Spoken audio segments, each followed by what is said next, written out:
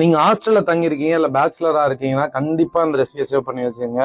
1 month கூட கெட்டு போகாத வத்த குழம்பு தொக்கு ரெசிபி தான் இன்னைக்கு வீடியோல பார்க்க போறோம். நான் ரீசென்ட்லி இந்த வீடியோ அப்லோட் பண்ணப்ப நிறைய பேர் கமெண்ட்ல வந்து கேட்டிருந்தீங்க. எங்க ராயல் இந்தியனாவோட ஒன் ஆஃப் த சிக்னேச்சர் ரெசிபின்னு சொல்லியிருக்கேன். நிறைய கெஸ்ட் அப்ரிஷியேட் பண்ணியிருக்காங்க. வாங்க இதை எப்படி பண்றதுன்னு பார்க்கலாம்.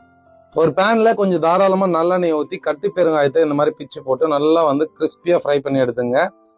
நல்லா வந்து ப்ரௌன் ஆகணும். அந்த மாதிரி ஃப்ரை பண்ணி எடுத்துக்கிட்டு கடலைப்பருப்பு, உளுத்தம்பருப்பு, முழு தனியா, மிளகு, பச்சரிசி, வெந்தயம், சீரகம், இதுல வந்து சுண்டைக்காய் என்னோட சிக்னேச்சர் டச். உங்களுக்கு வேணும்னா போடலாம், இல்லைனா அவாய்ட் பண்ணிக்கலாம். அதுக்கப்புறம் காஞ்ச மிளகா, கருவேப்பிலை இதெல்லாம் போட்டு நல்லா ஃப்ரை பண்ணி வடிகட்டி எடுத்துங்க. எண்ணெயில் போட்டு ஒரு ஃபைன் பேஸ்ட்டை அரைச்சிட்டு அந்த வடிகட்டின எண்ணெயை வந்து யூஸ் பண்ணி தாளிச்சுக்கலாம்.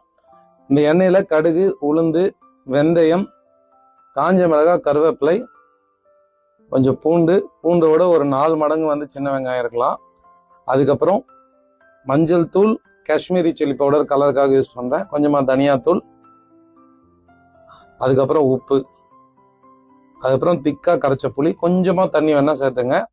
அப்புறம் வெல்லம், இந்த புளிப்பை பேலன்ஸ் பண்றதுக்காக. அதுக்கப்புறம் நம்ம அரைச்சு வச்சிருக்க பேஸ்ட் ஃபைனா அரைக்கணும்.